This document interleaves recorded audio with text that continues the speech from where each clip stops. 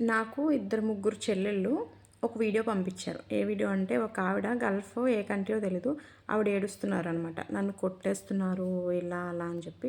అక్క మీరు కూడా జాగ్రత్త అని. ఫస్ట్ వన్ థ్యాంక్స్ అమ్మ. నెక్స్ట్ ఇంకొకటేంటంటే ఇక్కడికి మనం వచ్చేటప్పుడు నేను ప్రతి వీడియోలో కూడా చెప్తా. వచ్చేవాళ్ళు జాగ్రత్తగా రండి. అన్నీ ఫేస్ చేయగలమంటేనే రండి అని. ఎందుకంటే ఇక్కడ మనం ఇండియాలో ఊహించినట్టు ఇక్కడ ఉండదు. సరేనా? ఫస్ట్ వన్ ఏంటంటే మీకు పని నచ్చలేదనుకో, మీరు వెళ్ళిపోవాలనుకుంటున్నారనుకో, మీరు ఆ విషయాన్ని మేడం దగ్గర చెప్పకూడదు. నేను వెళ్ళిపోతాననేది ఆవిడకి తెలియకూడదు. తెలిసిందనుకో ఫస్ట్ వన్ ఆవిడ నువ్వు వచ్చిన వెంటనే డోర్ బయటే గుమ్మం దగ్గరే పాస్‌పోర్ట్ తీసుకుంటారు. అవునా? అది నేను లాక్ చేస్తారు ఫస్ట్ వన్. అందుకని నువ్వేంటంటే నీ ఏజెంట్‌ని నువ్వు కనుక్కొని నన్ను మార్చండి అన్నప్పుడు వాళ్ళ టైం అడుగుతారు. ఎందుకంటే ఇంకో ఇల్లు ఎతకటానికి. ఒక వారం రోజులు ఓపిక పట్టు, 10 రోజులు ఓపిక పట్టు అంటారు. ఆ ఓపికగా ఈ 10 రోజులు కూడా మేడం దగ్గర నువ్వు మంచిగానే చేసుకోవాలి. ఉంటది, చేసుకుంటదనే నమ్మకమే ఉండాలి.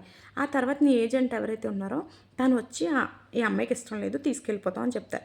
నువ్వు ఎప్పుడైతే మేడం దగ్గర ఓపెన్ అయిపోతావో నేను వెళ్ళిపోతానని ఆవిడ చుక్కలు చూపించడం స్టార్ట్ చేసేస్తదనమాట.